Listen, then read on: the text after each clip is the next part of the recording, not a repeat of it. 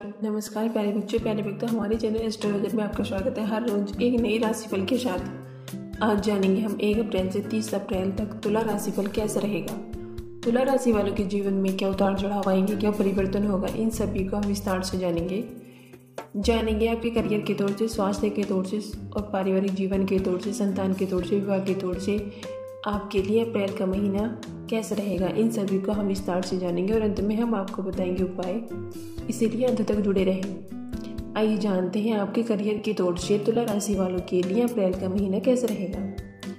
Career के दृष्टिकोण से यह महीना आपके लिए अनुकूल रहने की संभावना है। छठे भाव में सूर्य, राहु और शुक्र के प्रभाव के कारण आपके कुछ विरोधी आपको परेशान कर सकते हैं और कार्य क्षेत्र में आपकी छवि बिगाड़ने का प्रयास भी कर सकते हैं, लेकिन देवगुरु बृहस्पति की दृष्टि आपकी एक दशा प्रथम और तृतीय भाव पर रहेगी। इसके परिणाम फलस्वरूप आप सही बुद्धि से सही निर्णय लेकर अपने विरोधियों को चारों खाने चित कर देंगे और अपना काम बेहतर तरीके से करके दिखाएंगे। केवल इतना ही नहीं, आपके साथ काम करने वाले सहकर्मी भी आपको आपके कार्य क्षेत्र में मदद करेंगे, जिससे आपको अपने प्रदर्शन को सुधारने का मौका मिलेगा और विपरीत परिस्थितियों से बाहर निकलने में आप कामयाब होंगे। महीने की शुरुआत में आपके पास किसी अच्छी नौकरी का मौका हाथ लग सकता है, जो एक अच्छी तनख्वाह भी प्रदान करेगा। यदि आप नौकरी बदलना चाह रहे हैं तो यह आपके लिए मौका सही रहेगा। व्यापार करने वाले जातकों के लिए भी यह महीना अच्छा रहेगा। बृहस्पति और बुध शतम भाव में विराजमान रहेंगे और महीने की शुरुआत में से ही आपको अच्छे परिणाम मिलते नजर आएंगे। शतम भाव में बैठे शनिदेव जी की पूर्ण दृष्टि शतम भाव पर रहेगी। इस महीने व्यापार को लेकर कुछ निवेश भी करने होंगे। कुछ नए लोगों को नियुक्ति करने से भी आपका व्यापार अच्छा चलेगा। आइए जानते हैं आपकी आर्थिक स्थिति अप्रैल के महीने में कैसी रहेगी। यदि आपकी आर्थिक स्थिति को देखा जाए तो महीने की शुरुआत से ही आप अपने धन को बढ़ाने का प्रयास करते नजर आएंगे। मंगल और शनि पंचम भाव में बैठकर आपके एक दशा भाव को पूर्ण दृष्टि से देखेंगे, जिससे आपकी आमदनी बढ़ने के योग भी बनेंगे। तीव्र गति से धन आपके पास आएगा। देवगुरु बृहस्पति भी आपके प्रथम, तृतीय और एक दशा भाव को देखेंगे और आपकी आमदनी में बढ़ोतरी करेंगे। आपकी दैनिक आमदनी भी अच्छी रहेगी, जिससे दैनिक आवश्यकताओं की पूर्ति भली प्रकार होती रहेगी। हालांकि सूर्य, राहु और शुक्र के महीने की शुरुआत में आपके छठे भाव में बैठकर द्विदशा भाव को देखने के कारण आपके खर्चे अप्रत्याशित रूप से बढ़ते रहेंगे। केतु भी द्विदशा भाव में रहेंगे, इसलिए आपका कोई ना कोई खर्च लगा रहेगा जो आपकी आमदनी पर भारी पड़ सकता है। मंगल 23 तारीख को छठे भाव में आकर इन खर्चों को और बढ़ा सकते हैं, लेकिन सूर्य 13 अप्रैल को शतम भाव में चले जाएंगे और शुक्र भी 24 अप्रैल को अपने शतम भाव में प्रवेश कर जाएंगे। इससे आपको यह लाभ होगा कि खर्चों में कुछ कमी आनी शुरू हो जाएगी, उससे आपको अच्छे लाभ मिलने के योग भी बनेंगे और किसी संपत्ति के क्रय विक्रय से भी आपको इस महीने लाभ मिल सकता है। आइए जानते हैं स्वास्थ्य के तौर से आपके लिए महीना कैसा रहेगा। यह महीना स्वास्थ्य की दृष्टिकोण से कमजोर और उतार चढ़ाव से भरे रहने की संभावना है। हालांकि ऊपर वाले की कृपा भी आप पर बनी रहेगी। देवगुरु बृहस्पति पूरे महीने आपकी राशि में प्रभाव डालेंगे और आपके प्रथम, तृतीय और एक दशा भाव को संभालेंगे, जिससे स्वास्थ्य उस हद तक नहीं बिगड़ने देंगे जिस हद तक वह बिगड़ सकता है।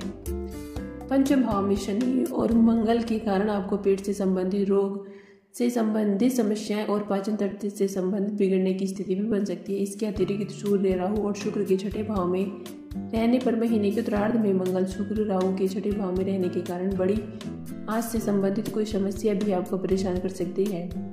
नेत्र रोग होने और अनिद्रा की समस्या भी आपको परेशान कर सकती है, इसीलिए इस महीने अपने स्वास्थ्य का पूरा ध्यान रखें। देवगुरु बृहस्पति आपको इतनी बुद्धि दे रहे हैं कि आप अपने स्वास्थ्य को सभी चीज़ों से ऊपर रख सकें और अपनी प्राथमिकता में रखने के कारण अपने स्वास्थ्य को स्थान दें और ऐसी गतिविधियों में शामिल हों जो आपको स्वास्थ्य समस्याओं से बचा सके। ऐसे करने से ही आपका स्वास्थ्य उत्तम होगा। आइए जानते हैं प्रेम और विवाह के तौर से आपके लिए महीना कैसा रहेगा। यदि आप किसी को प्रेम करते हैं तो महीने की शुरुआत बहुत ही नाजुक कही जा सकती है। मंगल और शनि जैसे दो विपरीत प्रकृति के ग्रह आपके पंचम भाव में विराजमान रहकर आपको अपने प्रेम संबंधों से अलग करने की कोशिश करेंगे। ये दोनों ही ग्रह आपके रिश्ते में क्रोध भी बढ़ाएंगे, इसीलिए आप एक दूसरे को कुछ भी भला बुरा कहने से बाज नहीं आएंगे। आपके प्रियतम का व्यवहार भी आपको बुरा लग सकता है, जिससे आपका रिश्ते में तनाव स्पष्ट रहेगा। हालांकि 23 अप्रैल को मंगल के पंचम भाव से निकल जाने के बाद इस स्थिति में बहुत सुधार देखने को भी मिलेगा और आपका रिश्ता प्रेम से आगे बढ़ेगा। इसलिए आपको महीने की शुरुआत में आराम से रहना होगा ताकि महीने के उत्तरार्ध में अपने प्रेम जीवन का लुत्फ ले सकें। कुंवारे लोगों को महीने की शुरुआत में विवाह का तोहफा भी मिल सकता है। यदि आप किसी से प्रेम करते हैं तो महीने की शुरुआत में प्रेम विवाह हो सकता है, वह भी कुछ परेशानियों के बाद। विवाहित जातकों की बात करें तो महीने की शुरुआत बहुत खूबसूरत रहने वाली है।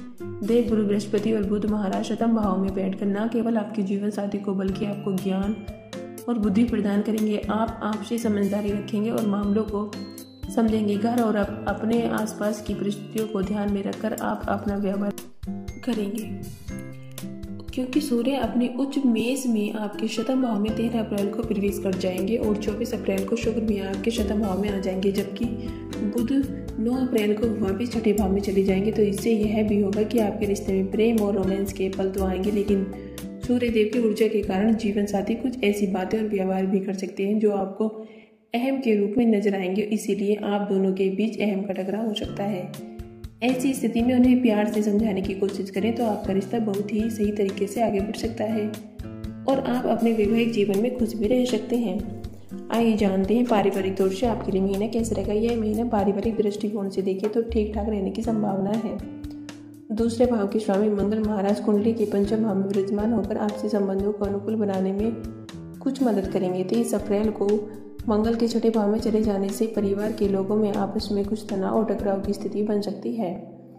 कुछ जमीन जायदाद के मौके या घर बनाने को लेकर कहासुनी भी हो सकती है, जिसके लिए आप भी थोड़े परेशान रहेंगे और परिवार का माहौल कुछ तनावपूर्ण हो सकता है। देवगुरु बृहस्पति की कृपा से आप सही निर्णय लेकर अपने रिश्तों को संभाल पाने में कामयाब रहेंगे।